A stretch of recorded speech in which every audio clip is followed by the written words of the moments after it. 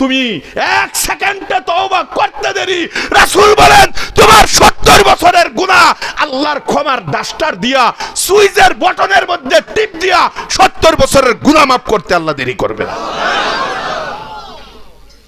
আল্লাহ তাআলা এই তওবাকারী এক সেকেন্ডে তওবাকারীর জন্য আরেকটা অফার দিয়েছেন কোরআনে। আমি তওবাকারীকে এত পছন্দ করি, এত পছন্দ করি, এত পছন্দ করি, কয় এক সেকেন্ডে যে তওবা করে সব গুনাহ মাফ করলাম, সব পরিষ্কার করে দিলাম, আমলনামা একদম খালি, কোনো গুনাহ নাই, কোনো গুনাহ নাই।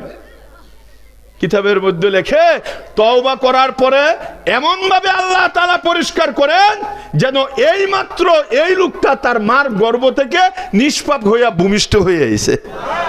কিতাবে বলে এখন তুমি নতুন জীবন শুরু করো, তোমার গুনাহ নাই। সুবহানাল্লাহ বলেন, সুবহানাল্লাহ, আরো জোরে বলেন সুবহানাল্লাহ। তুমি নতুন জীবন শুরু করো, তোমার কোনো গুনাহ নেই। আল্লাহ বলে খারাপ, এই তওবাকারীর একটা পুরস্কার আছে। তুমি যে 60-70 বছর গুনাহ কইরা খালেস দিলে, সত্যিকারে আমাকে বুঝতে পারছো, তোমার যে কবরে চলে যেতে হবে যে কোনো মুহূর্তে, বাচ্চাও চলে যায়, যুবকও চলে যায়, বৃদ্ধও চলে যায়, নারীও চলে যায়, পুরুষও চলে যায়, কথা বলে না, ভালো মানুষও চলে যায়, সুস্থ মানুষ শুইছে, শেষ সাথে দেহে ঠান্ডা হয়ে গেছে, কোনো কারণ লাগে না মরার জন্য, কোনো কারণ লাগে না। মরার কারণ একটাই, বিষা শেষ, মরে যাবা শেষ, এটাই কারণ। কেউ অসুখে যায়, কেউ বিসুখে যায়, অ্যাক্সিডেন্টে যায়, কিন্তু এগুলো তোমার তাকদিরে আগেই লেখা আছে।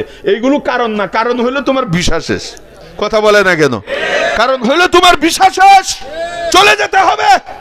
কিন্তু তুমি শুনো, তোমার দিলে যদি ধাক্কা লাগে, হায় হায় আমাকেও তো চলে যেতে হবে যে কোনো সময়, তো তুমি খালেস দিলে এক সেকেন্ডে তুমি শুধু তওবা করলা, সব আল্লাহ মাফ করার পর, পরিষ্কার করার পর আল্লাহ ফেরেশতাকে বলবেন এই যে লোকটা 50-60-70 বছর উল্টা পাল্টা করছে, গুনাহ করছে, আচ্ছা ফেরেশতা দেখো তো এর গুনাহ কি পরিমাণ, একটু গণো তো।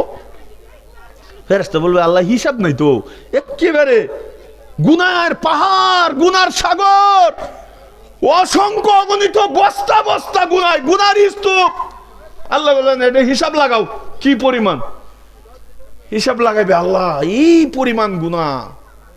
আল্লাহ পাক রব্বুল আলামিন বলবেন এক কাজ করো, যেহেতু আমার বান্দাটা আমার কথা স্মরণ করছে, যদিও 60 বছর পরে, আর খালেস দিলে তওবা করছে, আর আমি তো তওবাকারীরে এমন পছন্দ করি, এক কাজ করো ফেরেশতা, তুমি এই যে তার আমলনামা খালি কইরে দিলাম, আয়নার মতো পরিষ্কার হয়ে রয়েছে, এটা দেখতে আমার ভাল লাগে না, একটা খালি খালি। তো আল্লাহ কি করবো, কয় তুমি গণনা কইরে দেখো কত পাহাড়, কত আসমান ভরা, কত সাগর ভরা গুনাহ ছিল, এক একটা গুনার জায়গায় এক একটা নেকির দ্বারা পরিবর্তন করে দাও, যাও। ও ভাই এমন আল্লাহ কই পাইবেন কোন?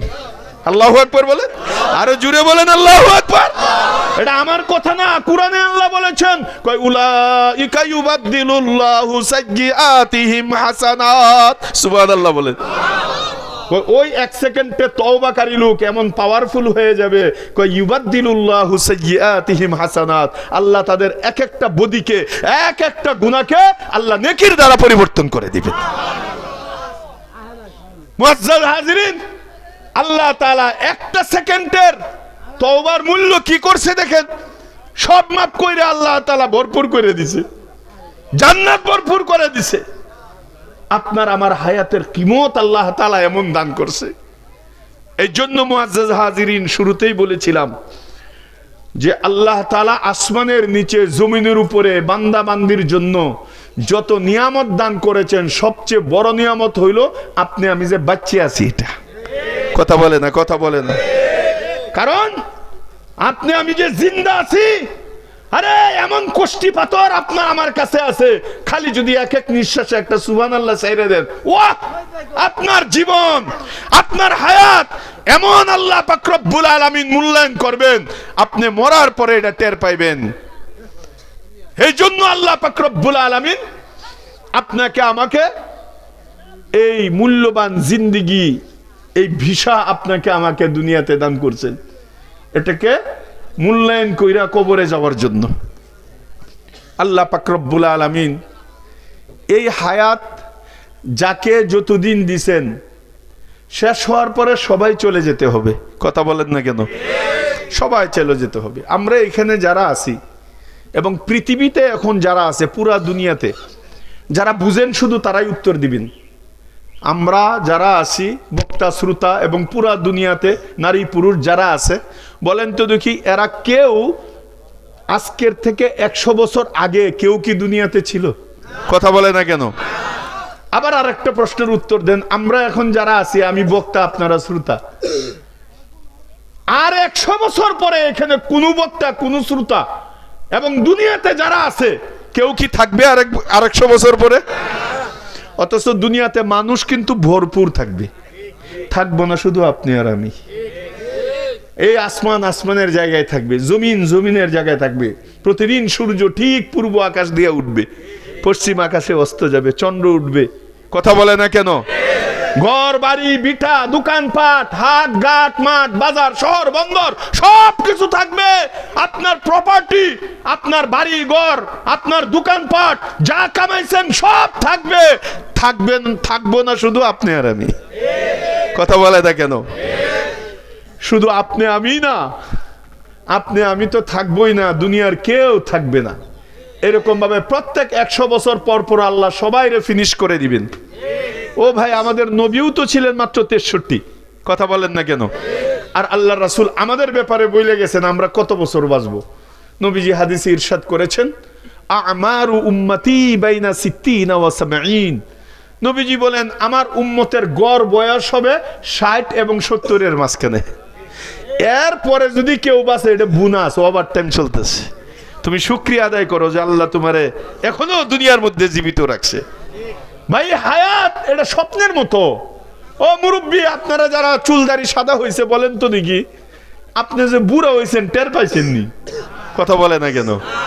আল্লাহ তাআলা কোরআনে ইরশাদ করেন, ইন্নামা হাযিহিল হায়াতুদ দুনিয়া লাইবু ওয়া লাহবুন।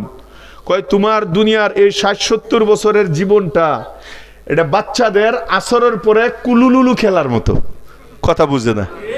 বাচ্চারা দেখবেন আসরের পরে 7-8 জন মিলিয়া ওই কলা গাছের সিফায় যাইয়া, বাড়ির একটা কোনা উঠানের কোনার মধ্যে যাইয়া এরা কিছু বালু নেয়, নারকেলের কিছু আচ্ছি নেয়। আচ্ছি বুঝেন তো আপনারা? কলা গাছের ডাগা কিছু কাটে, কাঁঠাল পাতা কিছু নিয়ে যায়। এরপরে তারা তাড়াতাড়ির মধ্যে খুসায় খুসায় কিছু চুলা বানায়, আচ্ছিগুলো বসায়, বালু দেয় সবজির মধ্যে। 2টা ফাটকুড়ি নেয়, ফাটকুড়ি চিনেন তো? এই 2টারে কাপড় দিয়ে ফেসে, একটারে বানায় জামাই আর একটারে বউ। পুরো এলাকা দাওয়াত দেলা, কয় আজকে আমাদের এখানে বিয়া বাড়ি, আপনাদের সবার দাওয়াত। কয় কি খাওয়াইবি?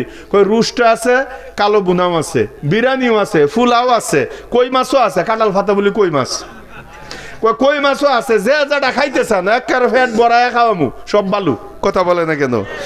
এমন সুন্দর তারা আয়োজন করে এদের নাকে মুখে ওই সময় যদি আপনি তাকান, মনে করবেন আপনার সত্যিকারের মেয়ের বিয়া দিলে যে খুশি না হয়, এরাই এর চেয়ে বেশি খুশি হয় ওই টাইমটার মধ্যে। ওদেরকে দেখলে মনে হয় আসলে মনে হয় এগুলো ফুলাও বিরিয়ানি। কথা বলে না কেন? আল্লাহ পাক রব্বুল আলামিন দেখেন কি উদাহরণ আপনাকে আমাকে দিয়ে বুঝাইছে। কয় দেখো, এরপরে যখন নাকি মাগরিবের টাইম কাছাকাছি আসে, মা ঝাড়ু নিয়ে বের হইব, পড়ার টাইম হয়েছে, এখনো যদি খেলাই থাকে তাহলে মুগর দিয়ে দিব। এই জন্য সবাই কি করে, সময় থাকতেই কয় হ্যাঁ রেডি 1 2 3, সবাই আঙ্গুল খাড়া করে, চুলার ভিতরে আঙ্গুল দে, বালুর ভিতরে আঙ্গুল দে, আচ্ছির নিচে আঙ্গুল দেয়া, সবাই একসাথে কয় কুলুলুলুলুলুলু, মানে খেলা শেষ। কথা বলে না কেন? বালুর খেলা শেষ। তাদের কত তামান্না ছিল, কত আশা, আমরা বউ সাজাইছি, জামাই সাজাইছি, এটা পোলাও, এটা বিরিয়ানি, এটা রুষ্ট, এটা হলো জর্দা, কি আইটেম তাদের চোখে মুখে বোঝা যায় যে সত্যি এরা মনে হয় কিয়ামতের আগে আর মরবো না, যে আয়োজন করতেছে। কিন্তু যখন ঠিক পড়ার টাইম হয়েছে, যাওয়ার টাইম হয়েছে, আঙ্গুল ঢুকায় একটা কুলুলুর মাধ্যমে পুরা সংসার নষ্ট করে দিছে। কথা বলে না কেন? মুআজ্জাজ হাজিরিন, আল্লাহ কোরআনে বলেছেন, ইন্নামা হাযিহিল হায়াতুদ দুনিয়া লাইবুন ওয়া লাহবুন। ও দুনিয়ার নরনারী, দিলের কান দিয়ে শুনো, তোমার এই দুনিয়ার জীবন, তোমার এই বড় বড় বিল্ডিং, তোমার এই প্রপার্টি, তোমার বাড়ি, তোমার গাড়ি, তোমার নারী, তোমার পাসপোর্ট, তোমার ভিসা, তোমার ক্ষেত, তোমার দোকান, তোমার অট্টালিকা, তোমার তোমার ঢাকা, তোমার বিদেশ, এই যে স্বপ্ন দেখতেছো দুনিয়া সাজাবো, ঘর সাজাবো, দুনিয়াকে সুন্দর করব, এই করব, সেই করব, আল্লাহ বলেন লাইবু আলাহবুন, তোমার এই জল্পনা কল্পনা আসরের পরের বাচ্চাদের কুলুলুলু খেলার মতো। যখন তোমার হায়াতের ঘন্টা বেজে যাবে, আজরাইল আইসা তোমার সিনার ভিতরে আঙ্গুল ঢুকায়া একেবারে কুলুলুলু কইরা দিবে। একটা গুথায় ভিতর থেকে, পিঞ্জিরার ভিতর থেকে পাখিটা টান দিয়া বের করে মাওলার কাছে জমা দিয়ে আসবে, তোমার কুলুলুলু শেষ। কথা বলে না কেন? এতদিন তুমি রক্তকে পানি করে বিল্ডিং বানাইছিলা, বিল্ডিং এর জায়গায় তোমার কবরে একটা ইটও দিবে না। তোমার বাথরুমগুলো বিদেশি লক্ষ লক্ষ টাকার টাইলস দিয়া সাজাইছিলা, মইরা দেখো একটা টাইলসের কোনাও তোমার কবরে দেওয়া হবে না। তোমার রুমটা আরে আরামের জন্য এসি করছিলা, এসি দিয়া তুমি আরাম করেছিলা, মইরা দেখো এসির একটু তারও তোমার কবরে দেওয়া হবে না। তুমি তোমার প্রপার্টি সুন্দর করে সাজাইছো, ঘর বাড়ি অনেক সুন্দর করছো, দোকানপাট বড় করছো, বিজনেস বড় করছো, আরে পুরা কপাল মুসলমান তুমি। এমনও আছে আল্লাহকে ছাইরা, মসজিদ ছাইরা, নামাজ ছাইরা, আল্লাহর হুকুম নবীর তরিকা ছাইরা শুধু দুনিয়া সাজায়, দুনিয়া বানায়, দুনিয়াকে বড় করে, দুনিয়াকে বৃহৎ করে। কিন্তু যখন তার হায়াত শেষ হয়ে যায়, ঘন্টি যখন বাজে, তখন আজরাইল আইসা তার পুরা জিন্দেগির কুলুলুলু করে দেয়। এই কথাই আল্লাহ তাআলা কোরআনে বলেছেন, ইন্নামা হাযিহিল হায়াতুদ দুনিয়া। এই শুনো শুনো, তোমার এই পার্থিব জিন্দেগিটা, তোমার এই দুনিয়ার জীবনটা হইল লাইবুন ওয়া লাহবুন। লাইবুন ওয়া লাহবুনের অর্থই হলো বাচ্চাদের আসরের পরে কুলুলুলু খেলা।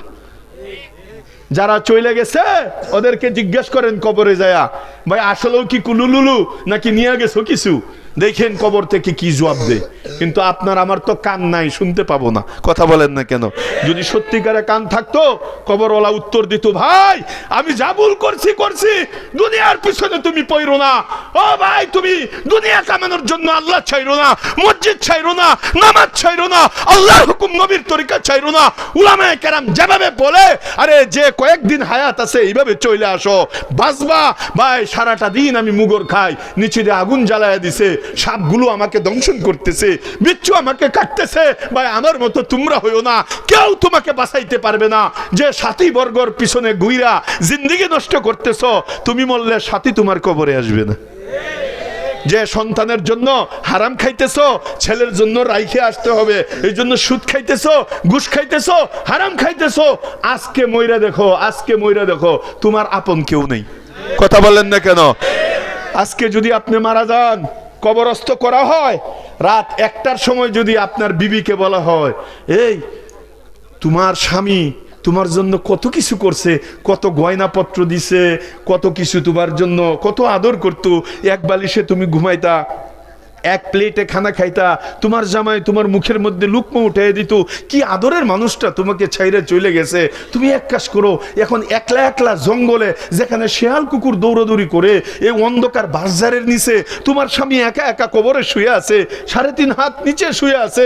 আরে যে স্বামী এরকম ভাবে আরামের জন্য নিচে জাজিম ছিল, 2টা কম্বল দিয়ে, আরামের কম্বল দিয়ে ঘুমাইতো, একটু যদি কম্বলের ফাঁক দিয়ে বাতাস আসতো তার শরীর জাজরা মাইরে ধরতো, আরামের জন্য কত কিছু করতো, সোয়েটার পরতো, গায়ের মধ্যে শীতের কাপড় পরতো।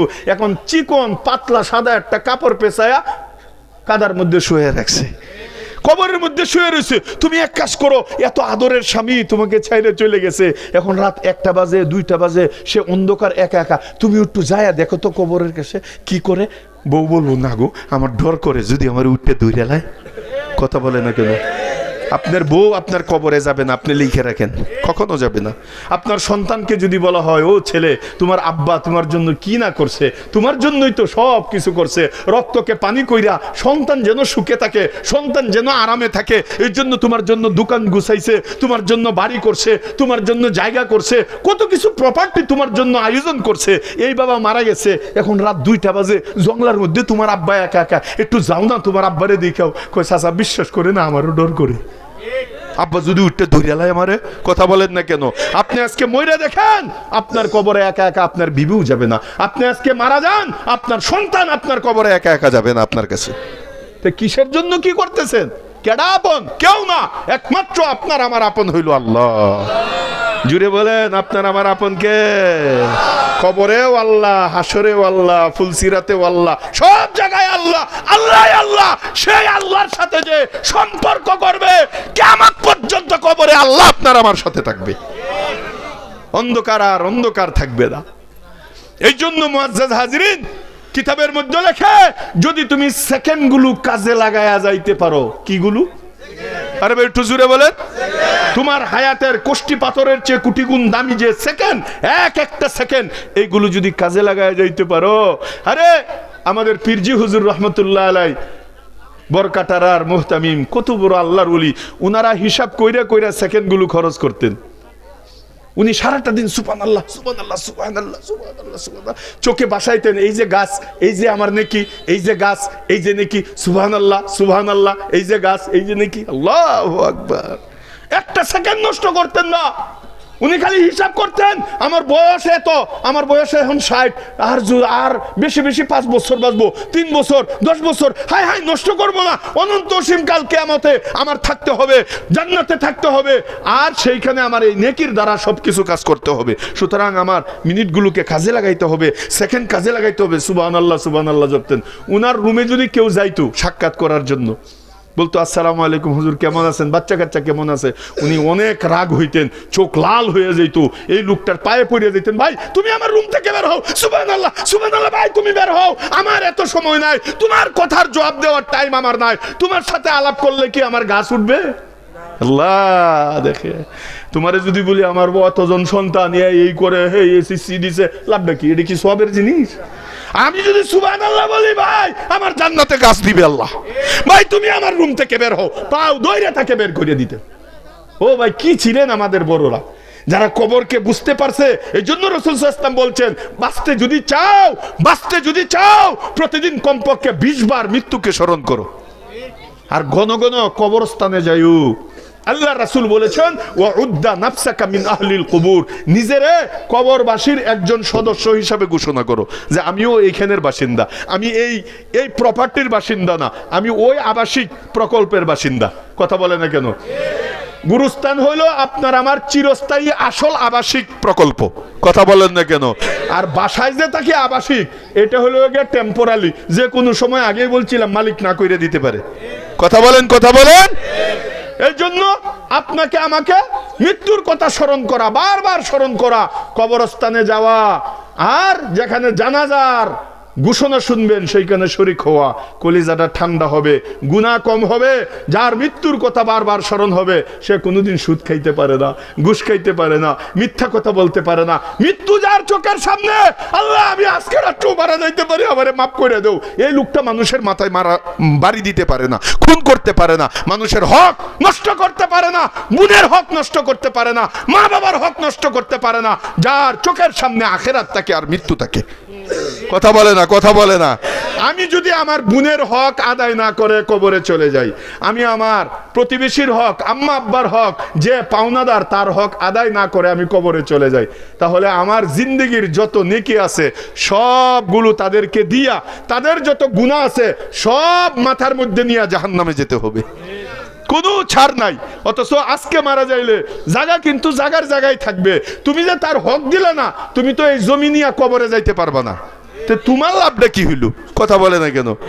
জমি তো তুমি তোমার সন্তানের জন্য রাখে গেছো, আর তুমি নিজেও জানো না এই জমির দ্বারা সন্তান নেক কাজ করবে না গুনার কাজ করবে, এটাও তো জানো না। বেচ্চা কি দুধ খাইবে না মদ খাইবে, এটাও তো তুমি জানো না। কথা বলে না কেন? তো তুমি কিসের আশায়, কার জন্য কি রাইখে যাইতেছো? আরে মেয়ে, মরার আগে নিজের মিলাদ নিজে পড়ো। কথা বলে না কেন? নিজের গাছ নিজে লাগাইয়া যাও। এই জন্য আল্লাহ পাক রব্বুল আলামিন আপনাকে আমাকে এক একটা সেকেন্ডকে কোষ্টি পাথরের চেয়ে কোটি কোটি গুণ দামি বানায়া দুনিয়াতে পাঠাইছে। বিষয় যখন শেষ হয়ে যাবে, আমিও থাকবো না, আপনিও থাকবেন না। আমাদের অনেকের আব্বা নাই, আম্মা নাই, কিন্তু বিটা বাড়ি ঠিকই আছে। এই পুরান বিটায় আব্বার আগে দাদা থাকতেন, উনিও নাই। কথা বলে না কেন? দাদার আগে এই পুরান বাড়িতে দাদার আব্বা ছিলেন, আর এই দাদার আব্বার নাতির ঘরের পুতি আমি। কিন্তু আপনারা সত্যিকারে বুকে হাত দিয়া বলেন তো, এই পুরান বাড়ির যে আসল মালিক দাদার আব্বা, উনার কবরটা কোথায় কেউ কইতে পারেন? হায় হায় হায়, দাদার আব্বার কবর জানি না, মাটির সাথে ফিনিশ হয়ে গেছে, সালাম দেওয়ার মতো কেউ নাই, অথচ আমি তার রক্তের মানুষ। কথা বলেন না কেন? বিশ্বাস করেন আর 100 বছর পরে আপনি আমিও দাদার আব্বা হয়ে যাব। আপনার আমার রক্তের বংশের মানুষ থাকবে, নাতিফুতি ধুতি থাকবে, কিন্তু কবর খুঁজে পাবে না। সালাম দেওয়ার মতো, আপনাকে আমাকে দোয়া করার মতো দুনিয়াতে কেউ থাকবে না। সেদিন আপনি কি নিয়ে থাকবেন কবরে? এই যে আজকে হক দিতেছেন না, মায়ের তো কিয়ামত পর্যন্ত চলবে যদি হক না দেন। তা আপনি কেন করতেছেন এগুলো? কার জন্য করতেছেন? মায়ের খাওয়ার লাগিয়া? এটা বুদ্ধিমানের কাজ। এর জন্য রাসূল সাল্লাল্লাহু আলাইহি ওয়াসাল্লাম ইরশাদ করেছেন, আল কাইয়িসু মান দানা নাফসাহু ওয়া আমিলা লিমা বাদাল মাউত। জ্ঞানী ওই ব্যক্তি যে কবরের চিন্তা করে, আখিরাতের চিন্তা করে এবং দুনিয়াতে থাইকা সেকেন্ডগুলোকে কাজে লাগায়া পরকালের নেকির বস্তা পাহাড় যে পাঠাইতে থাকে। এর জন্য কিতাবে লেখে, যে নাকি সময়কে মূল্যায়ন করতে জানে, হাজারো মানুষের ভিড়ে থাইকাও সে আখিরাত কামাইতে জানে। সুবহানাল্লাহ বলে না? আপনি বাজারে থেকেও, দোকানে থেকেও আখিরাত কামাইতে পারবেন আপনি যদি আল্লাহর রাসূলের তরিকায়, আল্লাহর হুকুম নবীর তরিকায় দোকানদারিও করেন। কিতাবের মধ্যে লেখে, আপনি বলবেন আলু আলু আলু, পান পান পান, বাদাম বাদাম বাদাম, কিতাবে লেখে এক একটা বাদাম বাদাম বলবেন, এক একটা নেকি আপনার আমলনামায় লেখা হবে। কিন্তু সেটা হতে হবে আল্লাহর হুকুম এবং নবীর তরিকায়। কথা বলে না কেন? এর জন্য এই কোটি কোটি গুণ দামি